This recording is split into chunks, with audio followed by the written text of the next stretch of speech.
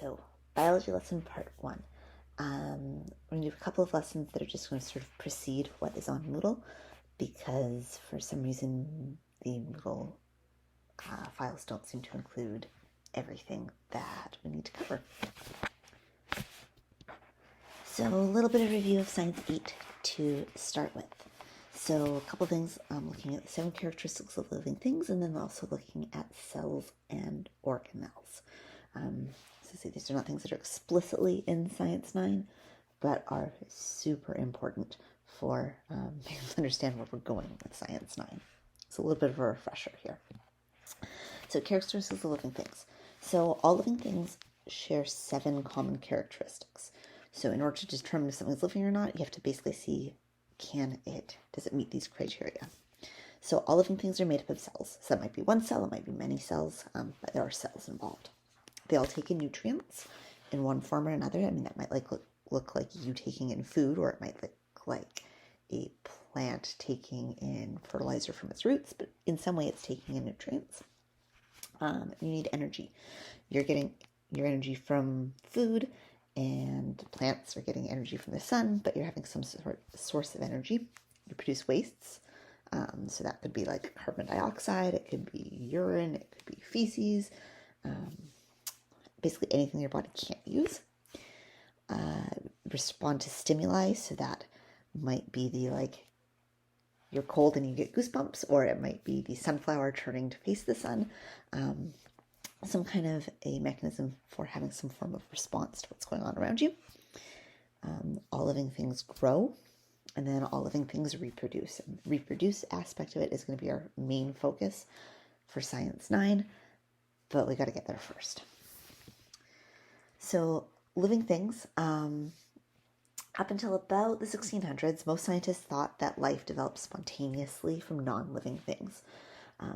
So it's considered to be spontaneous generation. So, for example, if you leave a piece of meat rotting, you just leave it alone on a countertop for a couple of weeks, it will develop maggots. So it was assumed that maggots develop spontaneously, as in instantaneously, kind of out of nowhere from the meat. And then a really simple experiment will actually show that that's not true. So if you have an open container, you get maggots in your meat. But the reason that you get maggots in your meat is that flies will lay their eggs in the rotting meat. If you have a totally sealed container, you get absolutely no formation of maggots in the meat. If you have a gauze-covered container, the flies will still be drawn to the rotting meat, but they're not actually going to be able to get to it.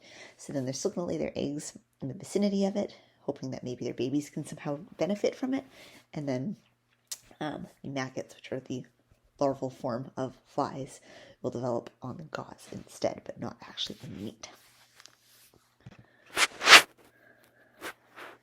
So throughout the scientific process, and using proper experimentation, like that one I just showed, allows scientists basically to refute the idea of spontaneous generation. They said, okay, nope, that is not actually what happened. That doesn't make a whole lot of sense. Let's figure out what does.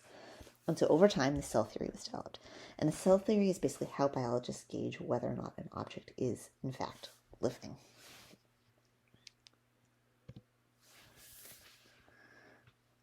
Okay, so cell theory, you can't have cell theory without cells.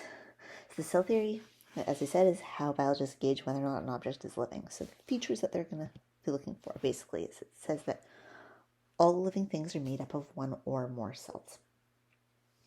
Okay, so single cellular, multicellular, at least one cell present. All of these living things come from other cells. Okay, so cells come from other cells, and it becomes interesting, obviously, when you're going back and looking at the origin of it. But all of the cells that we currently see came from other cells. And then the cell, because that is the basic unit of life. So there are things that are smaller than cells. Cells are made up of a whole bunch of different things. But once you start getting into the components of cells, you're no longer looking at something living. Whereas if you look at a cell as its entirety, then it is something potentially alive. Okay, so in your notes, you've got instructions to place following words in the structure below. So there's all cells has already been done for you. There's bacteria cells, plant cells, animal cells, eukaryotes, prokaryotes. And then I'd like you to draw in some arrows to show the relationship So dig way back, see what you can remember from Science 8. Take a minute. Feel free to pause this if you want to go Google and see what some of these things mean. And I'll be waiting for you when you get back.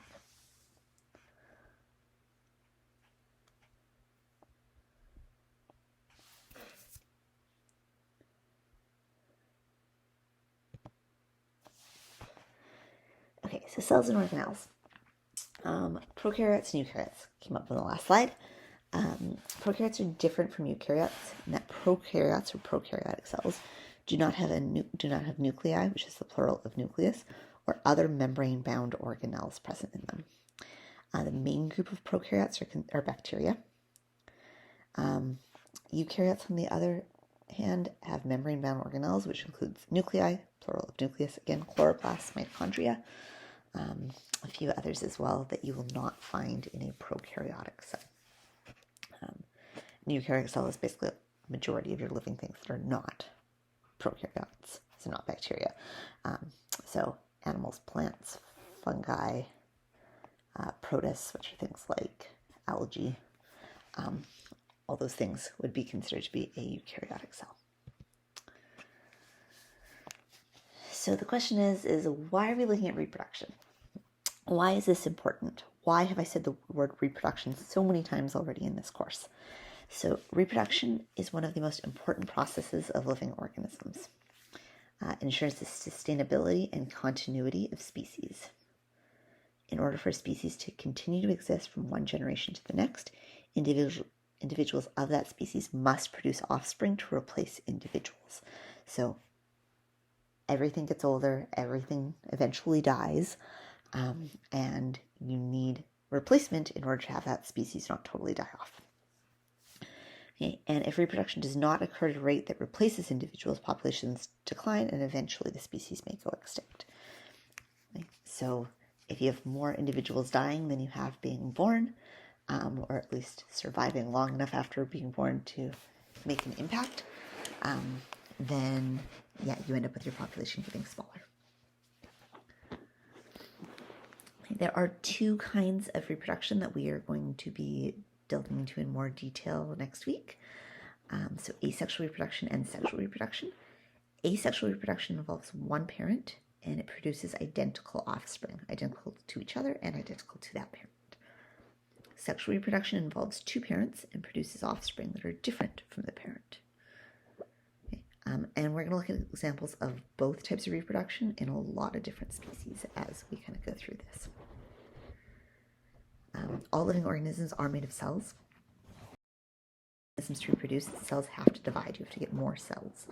Before a cell can divide, the DNA that's inside the cell has to make a copy of itself. And the DNA organizes itself so each daughter cell gets the correct amount of DNA. Mitosis is specifically associated with asexual reproduction. It gets you an exact copy of the DNA into each of the daughter cells. Meiosis, on the other hand, is the process of division associated with sexual reproduction. And meiosis basically makes sure that only half of the DNA gets into each daughter cell. Okay, so half of your DNA comes from your mom, half of your dad DNA comes from your dad, biologically speaking. And so meiosis is what allows us to get there. And mitosis and meiosis are super complicated, and we're going to spend a bit of time on them, getting familiar with all the steps involved. So this is just a very brief overview for right now. And then next week we'll delve into this a little bit deeper. And the last little aspect of this that, once again, minor overview today, certainly we'll go into more detail in classes coming up. So looking at the fact that all cells and all living organisms, except for red blood cells and vertebrates, bit of an anomaly there, contain DNA. So DNA contains information that's needed to build and run an organism. There's a bunch of different names for it. We'll clarify that in the next section. Okay. Last few pages of the notes that you're looking at today is some questions. There's some labeling of diagrams. There is some sorting of terms into a table. And really just sort of a review of organelles primarily from grade 8. And you're going to have a quiz on that in the next couple of days. So do it carefully. Good luck.